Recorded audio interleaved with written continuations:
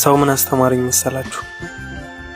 ማንም ሰው ያለ ምንም ምክንያት እንደማይወደኝ፣ ማንም ሰው እኔ የሆንኩትን እንደማይሆንልኝ፣ ማንም ሰው እኔ የተጨነቅኩትን ጭንቀት እንደማይጨነቅልኝ።